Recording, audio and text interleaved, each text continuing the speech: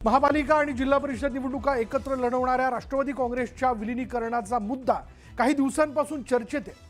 दोन्ही विलीनीकरणावरून दोन्ही बाजूंनी दावे प्रतिदावे केले जात आहेत। एकीकडे विलीनीकरणाची चर्चा आत्ताच का असा सवाल राष्ट्रवादीच्या नेत्यांकडून केला जातोय, तर यापुढे विलीनीकरणाच्या विषयावर बोलणार नाही अशी भूमिका शशिकांत शिंदेंनी घेतली आणि त्यामुळे विलीनीकरणाच्या चर्चा थंड बस्त्यात गेल्याची चर्चा आहे। नवीन तिथे कॅप्टन आलेले आहेत, त्यांना बसू द्या, त्यांना काम करू द्या, त्यांना समजून घेऊ द्या, नंतर बघतील ते काय करायचं ते।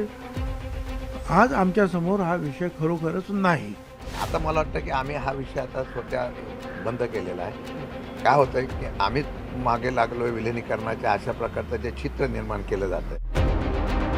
राष्ट्रवादीच्या विलीनीकरणावरून दोन्ही राष्ट्रवादीच्या नेत्यांकडून दावे प्रतिदावे केले जात आहेत, पण भुजबळ आणि तटकरेंचा सूर पाहता आता विलीनीकरणाची शक्यता धूसर होत चालली आहे।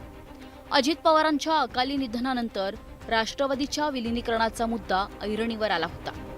आता एकीकडे शरद पवारांच्या राष्ट्रवादीतील नेत्यांनी विलीनीकरणाचा मुद्दा लावून धरलाय, तर दुसरीकडे मात्र अजित पवारांच्या नेतृत्वातील राष्ट्रवादीच्या नेत्यांनी कानावर हात ठेवलेत। मला हे कळत नाही की रोज विलीनीकरण विलीनीकरण विलीनीकरण काय ही चर्चा आहे। विलीनीकरणाचं काय करायचं, आजही करता येईल, 1 महिन्याने करता येईल, 2 महिन्याने करता येईल, घाई करण्याचं काय कारण काय आहे। सुनेत्रा पवारांनी उपमुख्यमंत्री म्हणून सूत्र हाती घेतली असली तरी अद्याप पक्षाचा राष्ट्रीय अध्यक्षपदाचा फैसला झाला नाही। त्यावरूनही राजकीय वर्तुळात बरीच चर्चा रंगली होती। सुनेत्राताई तेथे आता उपमुख्यमंत्री म्हणून बसलेले आहेत,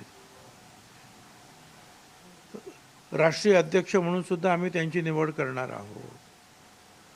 त्याच्यानंतर त्या पक्षाचे जे काही प्रमुख लोक आहेत किंवा त्यांना ज्यांना वाटतात त्या सगळ्या लोकांना कमिटीने बसून बोलवतील, काय करावं चर्चा होईल। शेवटी एवढे मोठे निर्णय जे आहे हे दोन्ही बाजूच्या लोकांनी चर्चा करूनच होईल ना, तर ते होईल, त्याच्याबद्दल एवढी घाई करायचं काही कारण नाही। आता विलीनीकरणाच्या मुद्द्यावरून भुजबळ, तटकरे आणि प्रफुल्ल पटेलांनी वेगळा सूर आळवला आहे। नवीन तिथे कॅप्टन आलेले आहेत, काय त्यांना बसू द्या, त्यांना काम करू द्या, त्यांना समजून घेऊ द्या, नंतर बघतील ते काय करायचं ते। आज आमच्या समोर हा विषय खरोखरच नाही।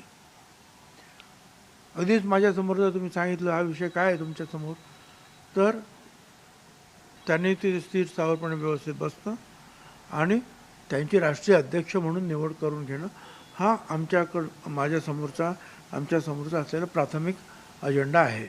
राष्ट्रवादी काँग्रेस पक्षामध्ये 2 विचार केव्हा आले की ज्या वेळेला भारतीय जनता पक्षावरती आम्ही जाण्याचा निर्णय घेतला त्यावेळेला 2023 मध्ये आले। म्हणूनच राष्ट्रवादी काँग्रेस पक्ष आज 2 वेगवेगळी चिन्ह किंवा 2 निवडणूक आयोग किंवा सर्वोच्च न्यायालयाने दिलेल्या निर्णयानुसार राष्ट्रवादी काँग्रेस पक्ष अधिकृत दादांच्या नेतृत्वाखालचा घड्याळाचं चिन्ह असलेला आणि दुसरा राष्ट्रवादी काँग्रेस पक्ष आदरणीय शरदचंद्रजी पवार साहेब राष्ट्रवादी काँग्रेस पक्ष असं त्या पक्षाचं नाव त्या ठिकाणी आहे, त्याची निशाणी तुतारी आहे। अशा वेळेला या संदर्भातला जो काय पक्षांतर्गत काय भावना असतील त्या जरूर आम्ही एकत्रितपणाने बसून त्या संदर्भातली चर्चा त्या ठिकाणी करू। दरम्यान शरद पवारांच्या नेतृत्वातील राष्ट्रवादीच्या मासिकात प्रदेशाध्यक्ष शशिकांत शिंदेंनी लेख लिहून पुन्हा एकदा राष्ट्रवादीच्या विलीनीकरणावर भाष्य केले। त्यामुळे हा मुद्दा या न त्या कारणानं चर्चेत आल्याचं चित्र आहे। आता मला वाटतं की आम्ही हा विषय आता स्वतः बंद केलेला आहे। काय होतंय की आम्ही मागे लागलोय विलीनीकरणाच्या अशा प्रकारचं जे चित्र निर्माण केलं जातंय। भुजबळांनी तेच म्हटलंय, आता तुमच्याकडून इतकी गडबड का विलीनीकरण? आमच्याकडून अजिबात गडबड नव्हती। दादांचं हे झाल्यानंतर त्यांची चर्चा सुरू झाली, त्यांनी चर्चा दिल्यानंतर आम्ही फक्त सत्य बोललो, शपथपूर्वक बोललो, त्यानंतर आम्ही कधीच बोललेलो नाही।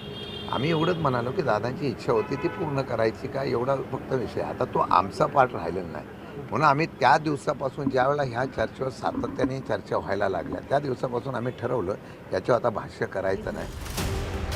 आता आगामी काळात सुनेत्रा पवारांच्या हाती पक्षाच्या राष्ट्रीय अध्यक्षपदाची सूत्र जाण्याची शक्यता आहे। त्यानंतरच विलीनीकरणावर चर्चा होण्याची शक्यता आहे। पण तोपर्यंत विलिनीकरणाचा मुद्दा थंड बस्त्यात पडल्याचं चित्र आहे. नरेश बोबाटेसह ब्युरो रिपोर्ट, न्यूज 18 मराठी.